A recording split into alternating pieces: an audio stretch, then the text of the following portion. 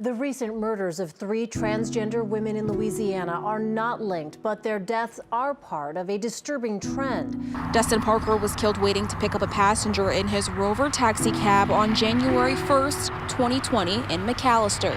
And 91% of those cases were black women, and 81% involved people under the age of 30.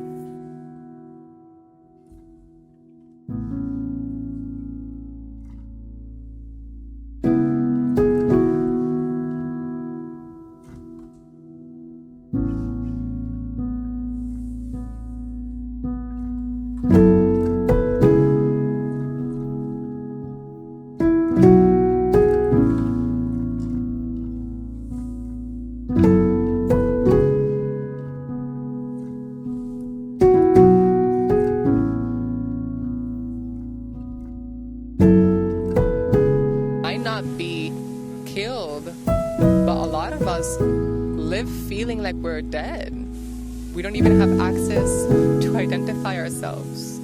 We lose respect from our families, from our friends. We have a hard time going to the bathroom. We have a hard time getting a job. We have a hard time building a life in general. All of the victims, trans women of color. What scares me the most is that people will feel like they can get away with these things and nothing will be done about it. Good morning, Corey. Regina Parker is now a widowed mom of 4, and she says the hardest part about all of this is trying to console her children when she still hasn't healed herself. Dustin Parker was killed waiting to pick up a passenger in his Rover taxi cab on January 1st, 2020 in McAllister. After the incident, the community stepped in to help the family with whatever they needed, including a $20,000 reward for any leads, but still nothing. As discrimination often leaves trans women of color without jobs and living in dangerous neighborhoods. Many states, including Louisiana, don't even protect trans people under hate crime laws.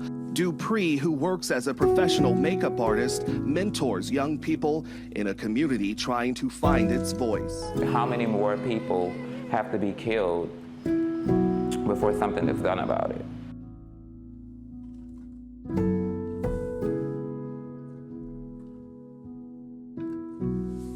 Nandy Torres says Alexa used to use that mirror to watch her back and see who was behind her. Puerto Rico Police Department is leading this investigation. The FBI could come in and open a hate crime investigation, but so far they have not. And the question this morning is, why not?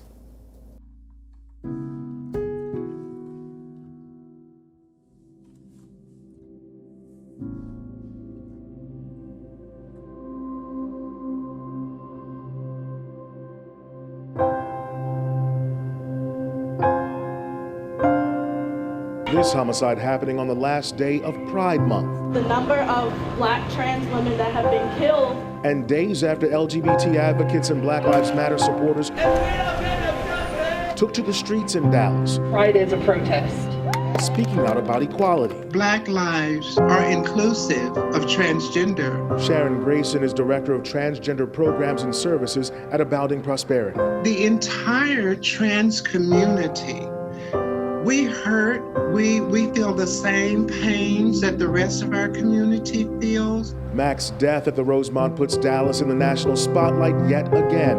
According to the Human Rights Campaign, at least 27 transgender people were killed across the country in 2019. Most of those victims, black transgender women.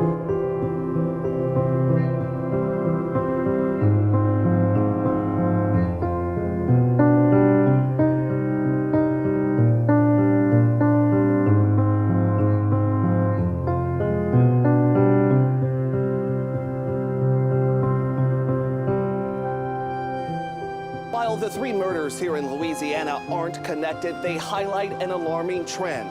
7 trans women have been killed nationwide already this year.